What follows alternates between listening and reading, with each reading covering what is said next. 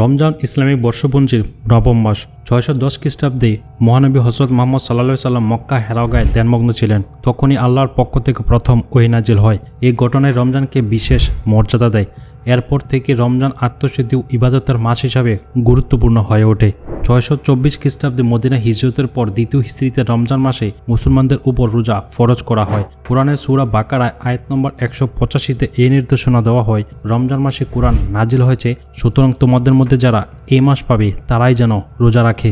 বদর যুদ্ধ ৬২৪ খ্রিস্টাব্দে রমজান মাসে প্রথম ইসলামী সেনাবাহিনী মক্কায় কুরাইশ বাহিনীর বিরুদ্ধে বিজয় লাভ করে। মক্কা বিজয় ৬৩০ খ্রিস্টাব্দে। রমজান মাসেই মহানবী সাল্লাল্লাহু আলাইহি সাল্লাম মক্কা বিজয় করেন এবং কাবা করে মূর্তি অপসারণের মাধ্যমে তাওহীদের পুনরুত্থান ঘটায়। রমজান কেবল উপবাসের মাস নয়, এটি আত্মশুদ্ধি, সমবেদনা ও সম্প্রীতির মাস।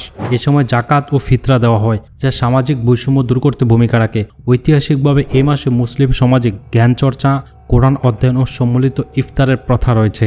ইসলামের প্রচারের সাথে সাথে রমজান পালন বিশ্বজুড়ে ছড়িয়ে পড়ে। বিভিন্ন সংস্কৃতিতে স্থানীয় ঐতিহ্যের সাথে মিশে বিশেষ রীতিনীতি গড়ে উঠেছে, যেমন মিশরের ফানস, ইন্দোনেশিয়ার মুদিক এবং দক্ষিণ এশিয়ার রমজানের বাজার। বর্তমান প্রযুক্তির কল্যাণে বিশ্বজুড়ে মুসলমানরা একসাথে চাঁদ দেখে, ভার্চুয়াল তারাবি ও সোশ্যাল মিডিয়ার ইবাদতের অনুপ্রেরণা শেয়ার করে। তবে যুদ্ধবিধ্বস্ত অঞ্চলে রমজানের সংগ্রামী ইতিহাসও বিদ্যমান, যেমন ফিলিস্তিন এবং অন্যান্য সংকটাপন্ন এলাকায় রোজা রাখাটাই একটা চ্যালেঞ্জের ব্যাপার। রমজান শুধু ধর্মীয় অনুষ্ঠান নয়, এটি ঐতিহাসিক সংগ্রাম, আধ্যাত্মিক জাগরণ ও সমাজের সংস্করণের প্রতীক। প্রতি বছর এই মাস মুসলিম উম্মাহকে তাদের ঐতিহ্য ও বিশ্বাসের সাথে পূর্ণ সংযোগ ঘটায়। এই ছিল সংক্ষেপে 3 মিনিটে রমজানের ইতিহাস।